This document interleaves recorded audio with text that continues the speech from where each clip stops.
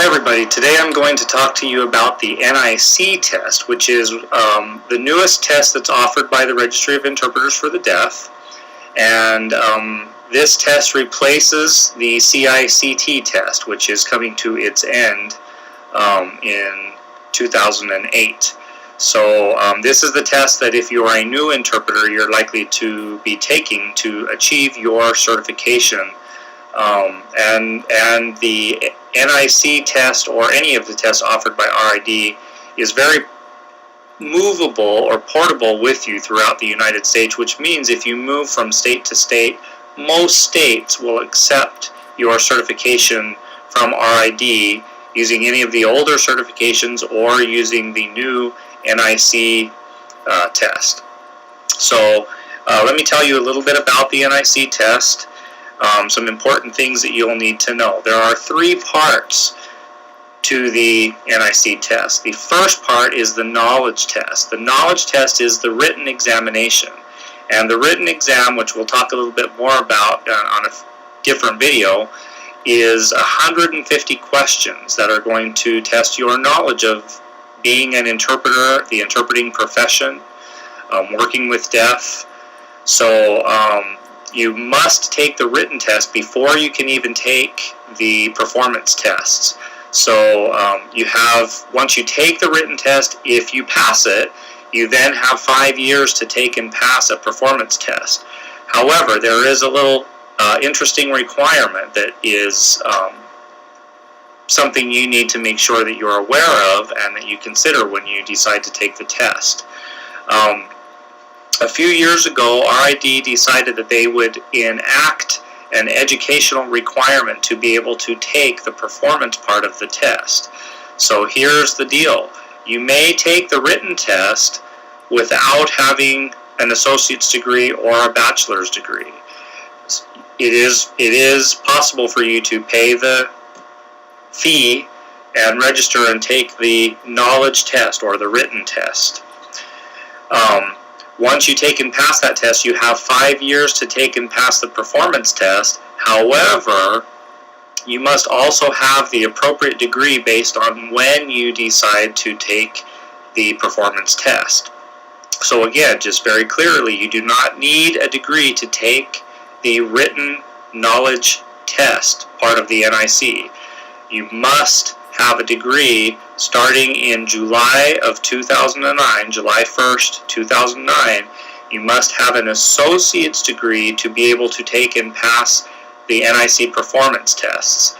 So, and from July 2009 up to and through June 30th of 2012, so beginning July 1st of 2012, if you do not have an NIC certification at that point in time, you will then have to have a bachelor's degree to be able to take the performance test. Now, your degree does not have to be in sign language.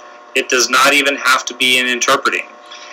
Your degree can be in anything. So if you already have an associate's degree in something, you're good to go starting July 1st, 2009 through June 30th, 2012.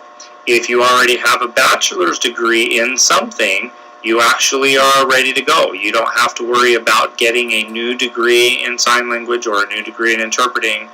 Your bachelor's degree qualifies you to be able to take the performance test. Alright, so this is information that if you go on RID's website, you can look under www.rid.org and read all the details about signing up for the NIC test, the National Interpreting Certification. Is that correct? The National Interpreter Certification. There are links on RID's webpage to find out the details of everything that I'm going to be talking about. So I expect that you will go online and actually do more research related to the NIC test than I'm going to tell you. Okay, so make sure you visit RID's website. Make sure you start finding out information about the NIC test. And again, there are three portions to the test. There's the knowledge test, which is the written test. There is the interview portion of the test, which we'll talk about as well. And then there is a performance interpreting test. So those are all parts of the NIC certification, and you'll want to make sure that you find out information related to all that. Now, let's assume that you go ahead and take and pass the knowledge test, and you're going to be a candidate for certification. The certifications that are presently offered, there are 3, I'm going to call them levels of certification. The first level, which would probably be considered minimal qualifications, remember, if you remember minimal qualifications from the CICT test, is called NIC. Okay, so the National Interpreter Certification, if you hold the level of NIC, that means that you have passed the knowledge test and that you scored within an acceptable standard range of a professional interpreter on the interview and the performance portions of the test. Okay, so we don't have an exact score, a little different than EIPA where they tell you everything they're looking for.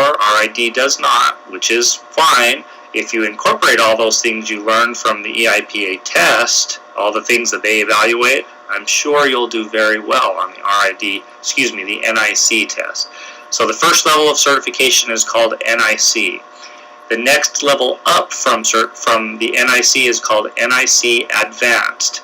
And in this level, if you achieve the advanced level, you have passed the NIC knowledge exam, you have scored within a standard range of professional interpreter on the interview portion, and you scored within the high range on the performance portion of the test. So to be an NIC Advanced certified member, you will have, again, passed the written test.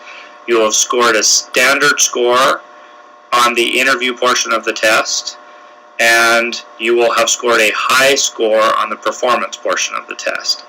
Now, to be the next level up from that is NIC Master. To be an NIC Master, you will have passed the knowledge exam.